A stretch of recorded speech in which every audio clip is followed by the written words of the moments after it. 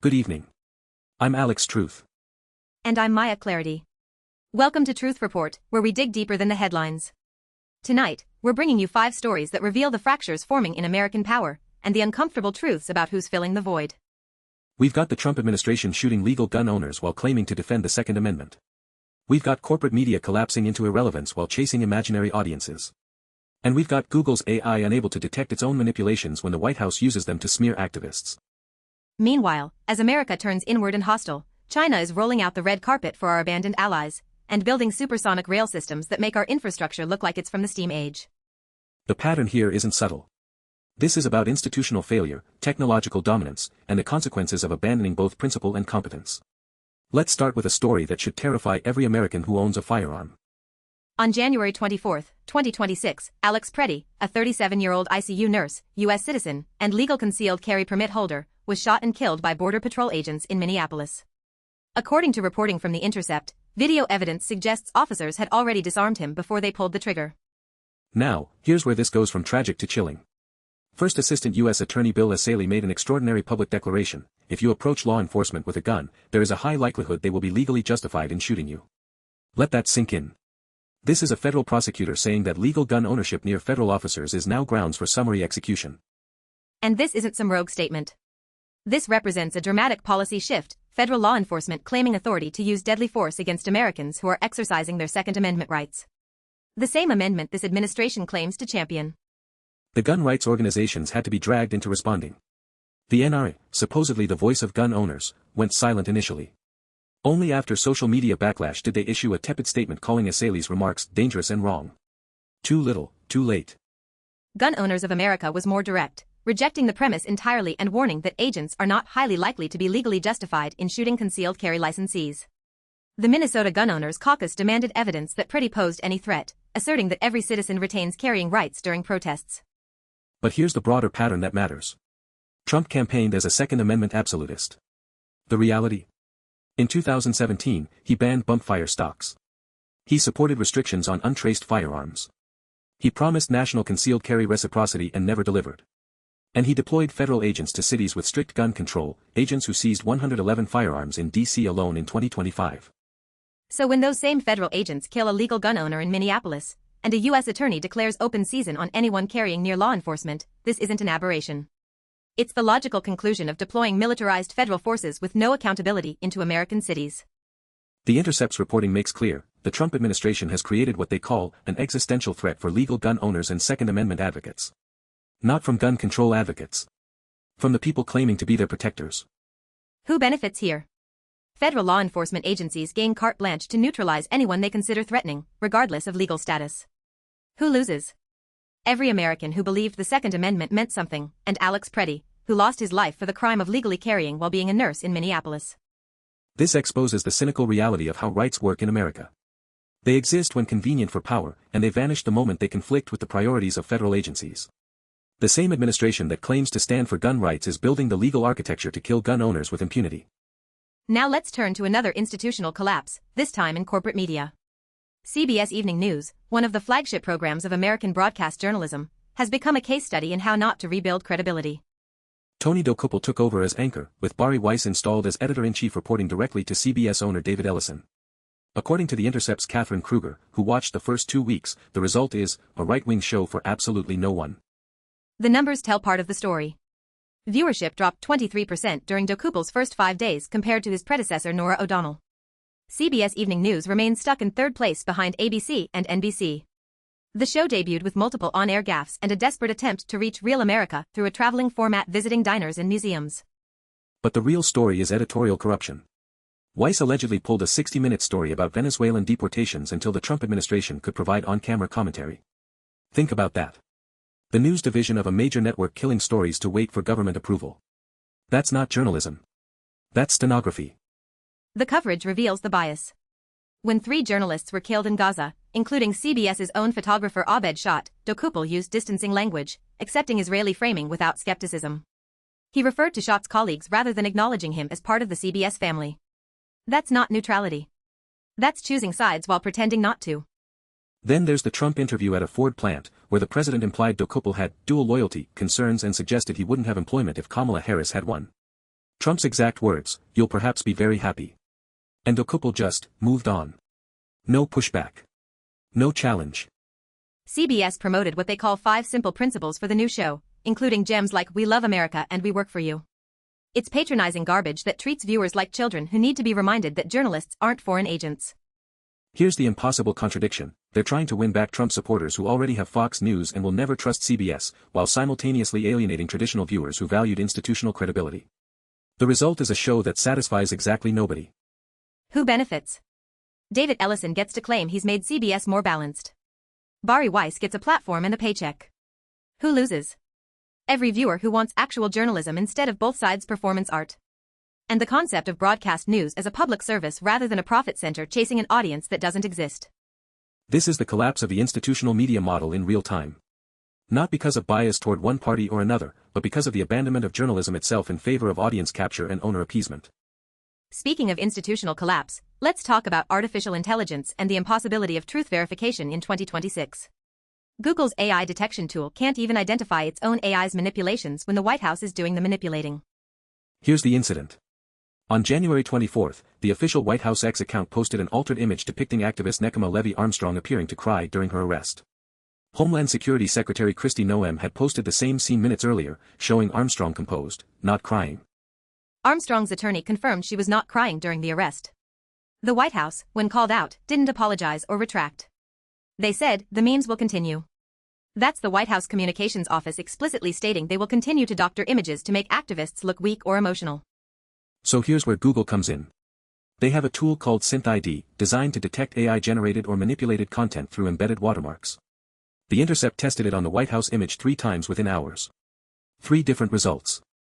First test, Gemini identified technical markers within the files indicate the use of Google's generative AI tools to alter the subject's appearance. Clear positive detection. Second test, same image, Gemini classified it as an authentic photograph. Complete reversal. Third test, SynthID concluded the image was not made with Google AI. 3 tests, 3 contradictory answers. Google claims SynthID has robustness, meaning it should identify watermarks even after image compression or social media posting. But when presented with the same image, repeatedly, with identical queries, it yields opposing conclusions. Google could not replicate the initial positive detection and offered no explanation for the failures. This isn't a minor technical glitch. This is the fundamental breakdown of our ability to verify truth using technological tools. If Google's own AI detection system can't consistently identify Google's own AI manipulations, then what exactly is the point? Who benefits? Propagandists, whether in government, corporations, or hostile actors, who can manipulate images, video, and audio with impunity, knowing that detection tools are unreliable at best and theater at worst. Who loses? Every person trying to navigate a media environment where nothing can be verified and everything might be fake. The White House isn't hiding this. The memes will continue is an explicit statement that truth doesn't matter, only narrative. And the tools that are supposed to protect us from this manipulation can't even get consistent results on the same image. This is the epistemological crisis of our era.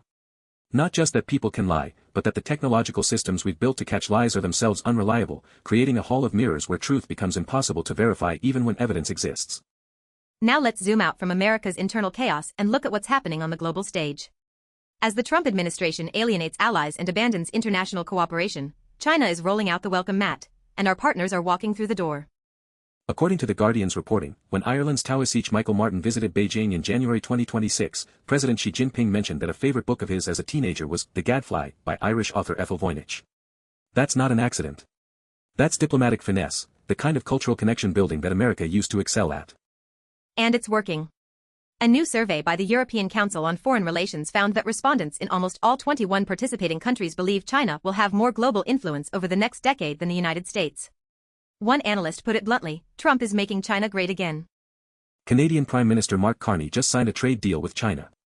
European nations are quietly expanding economic partnerships with Beijing. Why? Because Trump's America First approach isn't just aggressive, it's actively pushing allies away through tariffs, threats, and diplomatic hostility. European analysts are torn. Some argue that Trump's withdrawal from the liberal international order gives countries license to build stronger links to Beijing, since they no longer feel the need to fall in line with a US-led alliance system. Others warn that Europe must avoid the trap of the China option as an automatic response to Trump's behavior. But here's the cold reality: China is positioning itself as stable, predictable, and engaged in multilateral institutions, while the United States is erratic, transactional, and hostile even to longtime partners. When you're Ireland or Canada or Germany, and you're watching the US threaten tariffs and demand absolute loyalty, Beijing's charm offensive starts looking pretty attractive. Who benefits? China gains diplomatic and economic influence in regions that were solidly in the US sphere for decades. Beijing expands its Belt and Road Initiative, its trade networks, and its soft power without firing a shot. Who loses? American strategic interests, as the alliance system that underpinned our global position since World War II fractures. This is the cost of abandoning diplomacy for dominance. You don't get compliance. You get abandonment. And once those relationships shift toward Beijing, they don't shift back easily. And while America's diplomatic position erodes, China is making technological leaps that should be setting off alarm bells in Washington. Let's talk about supersonic rail. According to the South China Morning Post, China has been operating an electromagnetic sledge system in Jinan for over 2 years. This isn't a prototype or a concept. It's a working system that exceeded Mach 1 speeds in 2023, the first large-scale electromagnetic launcher to break the sound barrier. The technical specs: this system accelerates 1-ton test vehicles beyond 340 meters per second, approximately 1,200 kilometers per hour or 746 miles per hour, using pure electromagnetic force. For comparison, the U.S. Navy's electromagnetic launch system on aircraft carriers reaches only about 78 meters per second. China's system is more than 4 times faster. But here's the engineering challenge that makes this remarkable: controlling it. One researcher described it as driving a car blindfolded at more than 1,200 kilometers per hour. Sonic booms generated at ground level can damage or disable traditional sensors, creating a critical control gap at supersonic velocities. So how did Chinese scientists solve it? They developed what they call sensorless speed estimation, extracting velocity data from voltage fluctuations across rail segments rather than relying on external hardware. The algorithm monitors multiple electromagnetic coil segments, cancels noise through data fusion, and achieves speed tracking accuracy within 1.1% in real experiments. Think about the applications. This technology supports research into hypersonic flight, advanced materials testing, and next-generation space launch systems. While American infrastructure crumbles and we debate whether to fix bridges, China is building systems that accelerate objects faster than the speed of sound. Who benefits? China's aerospace industry, its military-industrial complex, and its technological prestige. This system has been operating for over 2 years, and most Americans have no idea it exists. Who loses? American technological competitiveness, as we fall further behind in electromagnetic propulsion, hypersonic research, and the infrastructure innovations that will define the next century. This is what happens when a country invests in scientific research and advanced infrastructure while its rival is consumed by culture war politics and infrastructure decay. The gap isn't closing. It's accelerating. So let's connect these stories, because they're not separate. They're chapters in the same book. You've got a federal government that claims to defend constitutional rights while creating legal frameworks to kill citizens exercising those rights. You've got corporate media abandoning journalism for ideological positioning that satisfies nobody. You've got AI detection systems that can't detect AI manipulations when the government is doing the manipulating. You've got diplomatic collapse as allies flee toward Beijing. And you've got China building supersonic infrastructure while America's bridges fall apart.